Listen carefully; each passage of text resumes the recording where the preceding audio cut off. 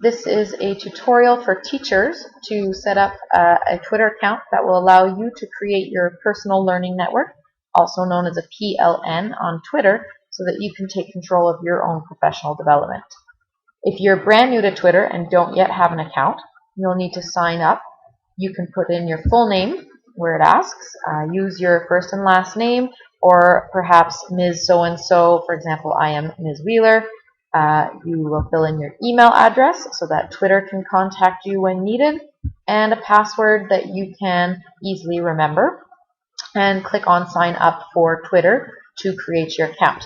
If you already have an account and you just haven't used it in a while, feel free to log in with your username and password if you remember it, and once we get inside, you can update your account with more recent information.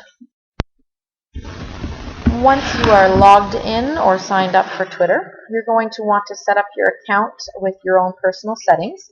Up here in the top right, we have this cog icon that we can click, and it brings us a drop-down menu for the settings for our account. You're going to want to check the settings. You've got your Twitter username, that's the Twitter handle that you'll be known by. Your email address is here, and have a quick look through the rest of the settings, and you can check or uncheck them as needed. You can check your email notifications to tell Twitter how often, and for what types of tweets you want them to send you a notification. If you plan to be checking your Twitter account on a daily basis, I would argue that you probably don't need to have them email you any updates at all. You're also going to want to put a little bit of personal information in your profile.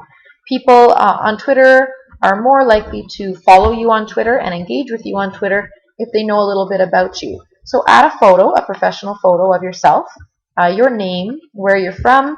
You can put in your classroom website if you have one, and a short bio line, usually what do you teach, where do you teach, what are your interests.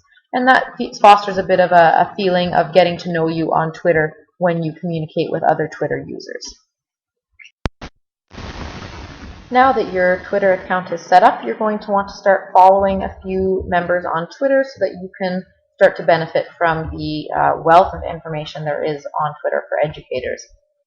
On the screen in front of you, you'll see 5 educators from Ontario that I suggest following. They're people that I find to post great information and links of educational material, as well as not posting too much extraneous tweets that I wouldn't want to be following. So for example, if I want to follow Brian Harrison, I'll need his Twitter handle, which is the @ symbol and his username, and I can put that into the search bar to find him. I can open up his profile, and I'll get a button that allows me to follow him. Notice that I can unfollow Brian at any time if I decide that the tweets that he's putting out are not something I want to be subscribed to any longer. So you may want to pause the video at this point with these 5 Twitter members here and follow them with your account. So now if you click on your home button, you'll come back to your home feed or stream of tweets, and this is where the tweets that are coming from those 5 people that you just followed will start to appear right here. If we look at a tweet, you'll see they're not long, and some people are worried that, how can I possibly gain PD from 140 characters at a time. However, the learning doesn't so much come from the one little message in itself. It comes more from the links that are placed in those messages. So really the message is only to gather your attention, tell you what the link is about, and then you'll have a link that you can click on to open up maybe an article or an image, something that might interest you, and go into further detail. You'll notice too that there's the use of hashtags here. So hashtags are a way to track other people's tweets by topic that might interest you, and that's what we'll be looking at next. So hashtags are a great way to search for tweets that are not necessarily by the people that you already follow, but that are related to the topics that you're interested in. So for example, hashtag, which is the pound symbol, followed by EdChat, is one of the most common hashtags for education at the moment. So if you type that into your search bar in the top right-hand corner, you will come up with a list of the most recent and most popular tweets related to education. Twitter will figure out which ones are the most popular. You can also click on all to actually see every single one of the tweets that contain the hashtag EdChat from the last few minutes. Another interesting hashtag is EdTech, for those of you interested in technology and education. And also there are subject-specific hashtags. So for example, Math Chat. As a math teacher, that's one that interests me. If you want to check out more hashtags, this is a document and you can find it at the link in blue up here at the top, novemberlearning.com/Twitter hashtags, for a list of more hashtags that you might be interested in searching on Twitter to find other people to follow.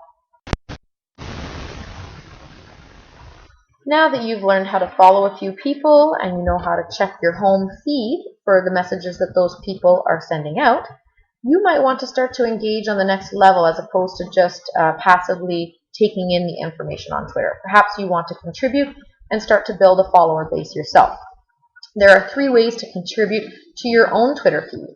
So the first one would be, once you find something that is of interest to you that you think is worth sending out to people that would follow you, you can hit the retweet button. So underneath a message, you click on retweet, and it will bring up a chance to send that message out to the people following you. So for example, if somebody else doesn't follow CBC Ottawa, but does follow me, they will now see this message on their home feed. That's one way to share information that you find useful. A second way would be to reply to a message that you find interesting. Perhaps you want to give your opinion. This takes a bit of practice, condensing your thoughts into the 140 characters, but it's a great way to start to interact with other users, and they will often start to follow you back. The third way is to start to compose your own original tweets. So perhaps you've been reading an article that you find particularly useful. You can type in the link to that article in this box here and send out your own tweet to your users so that they can see your original material. So far we've learned how to find people that are posting in the education world on Twitter. We've learned how to follow those people and look at our home feed to see the messages that they're sending out. And we've learned a little bit of how to contribute to Twitter ourselves if and when we're ready to do so. If you've been able to set up your Twitter feed today, please take the time to send me a message. If you head into the little plume icon at the top right and at Wheeler_Laura, send me a message to let me know that you were successfully able to get your Twitter account up and running. Introduce yourself. Send me a tweet.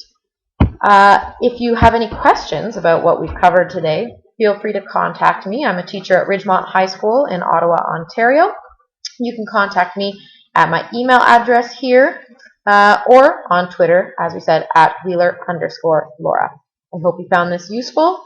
Keep in touch, and I wish you the best of PD on Twitter.